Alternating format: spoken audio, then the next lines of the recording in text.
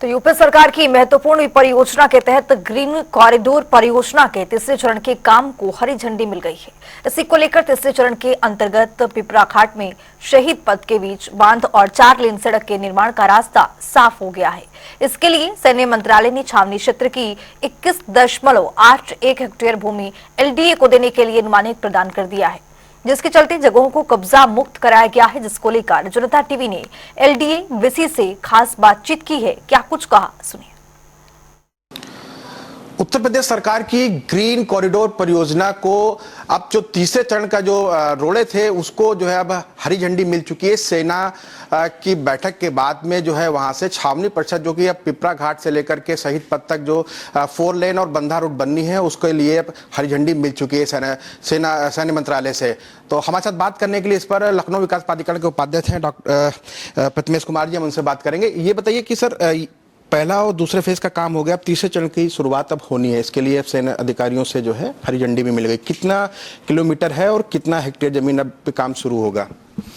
जी, green corridor जैसा आप जानते हैं वो लखनऊ का एक बहुत ही महत्वपूर्ण प्रोजेक्ट है। ये माननीय मुख्यमंत्री जी का और माननीय रक्षा मंत्री जी जो यहाँ के सांसद भी हैं उनका एक ग्रीन प्रोजेक्ट है।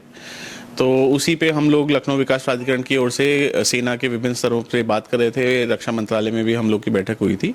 उसी के क्रम में और माननीय रक्षा मंत्री जी और माननीय मुख्यमंत्री जी के विशेष प्रयासों से ये सेना से हम लोग को एनओसी मिल गई है, वर्किंग परमिशन जिसको कहा जाता है। तो इसमें लखनऊ विकास प्राधिकरण को इक्वल वैल्यू ऑफ लैंड देनी होगी सेना को। इससे अब जो फेज 3 है ग्रीन कॉरिडोर का, ये बिल्कुल इसका रास्ता साफ हो गया है। कुछ ही दिनों में हम लोग इसमें काम भी स्टार्ट कर देंगे। पहले एमओयू करेंगे सेना के साथ, डिफेंस स्टेट के साथ, और उसके बाद काम स्टार्ट कर देंगे। लगभग इसमें 21 हेक्टेयर सेना की भूमि जाएगी और पूरा रास्ता जो है वो करीब करीब 6 से 8 किलोमीटर का है। इससे एयरपोर्ट तक जाने का जो रास्ता है वो बहुत ही सुविधाजनक हो जाएगा। जो अभी वर्तमान में जैसे लोगों को कैंट एरिया के थ्रू और अर्जुनगंज होके जाना पड़ता है, तो वो एरिया जो है वो बहुत ही अब रास्ता सरल हो जाएगा, सीधे शहीद पथ पे कनेक्टिविटी मिल जाएगी। सेना के अधिकारियों के साथ साथ आम लोगों को भी जो एयरपोर्ट की है वो कनेक्टिविटी अच्छी मिलेगी। जी बिल्कुल। अब 90 बीघा जो जमीन है एलडीए की जिस पर कब्जा है अवैध रूप से, उसको खाली कराने के लिए आपने एक शायद टीम का गठन भी किया। अभी तक की क्या स्थिति है उस पर?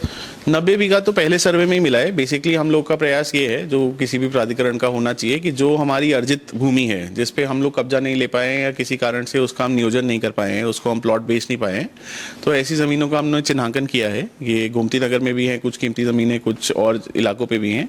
ऐसी सभी जमीनों को हम लोगों ने टीम बनाई है, उसमें सारे नियोजन के लोग, उसमें अर्जन के लोग, सभी लोग बैठ के उसमें आगे कार्रवाई करेंगे।